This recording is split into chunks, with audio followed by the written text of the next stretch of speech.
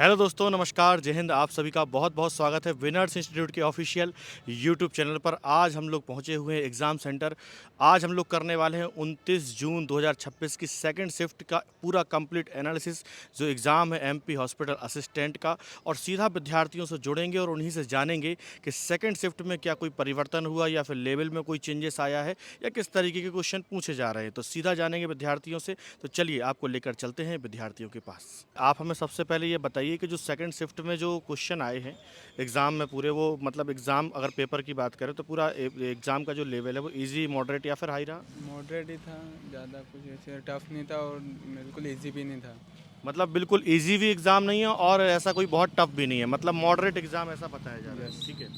अगर हम बात करें इसके बाद, तो जैसे हमारे 5 सब्जेक्ट पूछे जा रहे हैं, मैथ्स से, इंग्लिश से, हिंदी, सोशल साइंस और इसके अलावा इंग्लिश वगैरह। ठीक है।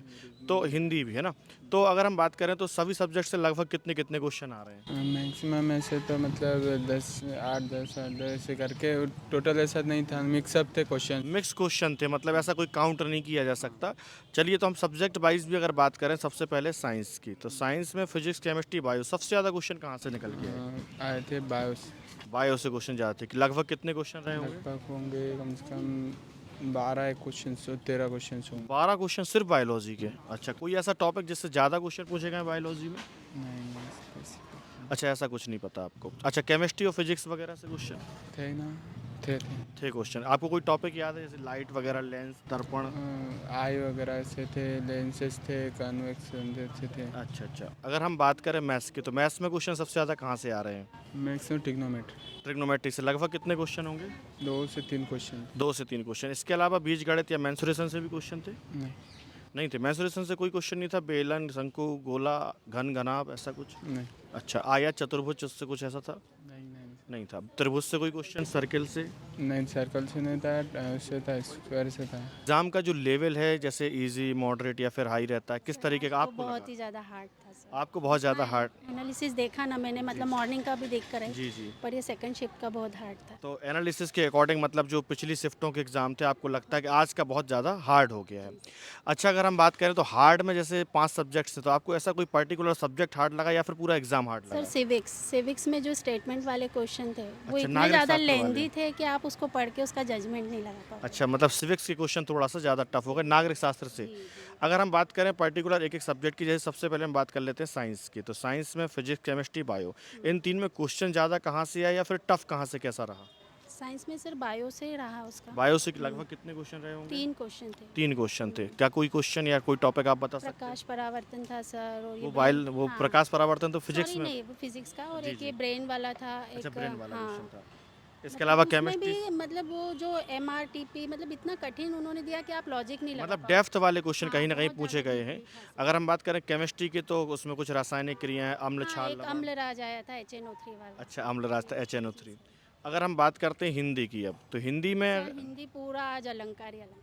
अलंकार से भरा पड़ा था। 5 क्वेश्चन थे अलंकार से। 5 क्वेश्चन अलंकार के थे। रस और छंदी से कुछ आया? नहीं सर, हाँ एक वो आया था चौपाई वाला। चौपाई वाला। हाँ, और सर वो जो रहते हैं गद्यांश पद्यांश वो थे ही नहीं। आज गद्यांश पद्यांश नहीं थे, नहीं तो वहाँ 10 सोहरी नंबर। नंबर ही नहीं थे वही सर। मतलब वहाँ तो 5-10 नंबर सीधे सीधे मिल जाते। सीधे 10 नंबर। अच्छा, कुछ रचनाएं या फिर कोई कवि लेखक के ऊपर नहीं, कुछ पूछा लेखक गया? वगैरह से डिनोटेड तो कुछ नहीं था, बट इसमें अलंकार ज़्यादा था, और एक ये नेताजी के चश्मे से अच्छा, नेताजी के चश्मे से क्वेश्चन आया हुआ है।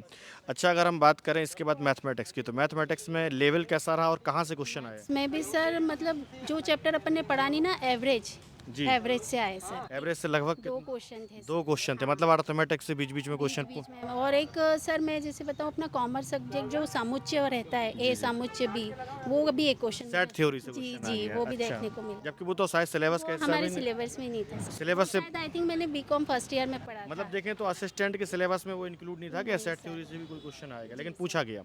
अच्छा, प्रोबेबिलिटी से भी कोई क्वेश्चन एक आएगा? क्वेश्चन था सर, बट उसमें भी वो लेंदी कर दिया था उन्होंने कि तीनों में से तीनों की प्रायिकता बतानी थी। अच्छा। मतलब उसकी कैलकुलेशन बहुत लेंदी बहुत ज़्यादा होती है। कैलकुलेटिव था। इसके अलावा अगर हम बात करें स्टैटिक्स की, मीन, मोड, मीडियन, माध्य, माध्यिका, बहुलक से उसका एक क्वेश्चन था सर, बट उन्होंने उसमें डिफाइन नहीं किया था, मतलब बहुलक और माध्य का अंतर दे दिया, और माध्य और माध्यिका का जान रहे हैं, बट उसके लिए आपको कुछ तो देना पड़ेगा ना। नहीं, मैं बता रहा हूँ वो फार्मूला बेस्ड क्वेश्चन था। फॉर्मूला लगाया सर मैंने वो वाला, उसमें बट क्या उससे है? भी मुझे क्लियरिटी नहीं हो पाई उससे। चलिए, उसको अपन डिस्कस कर हाँ लेंगे। जी सर। अगर हम बात करें इंग्लिश का, तो इंग्लिश का लेवल कैसा क्या रहा?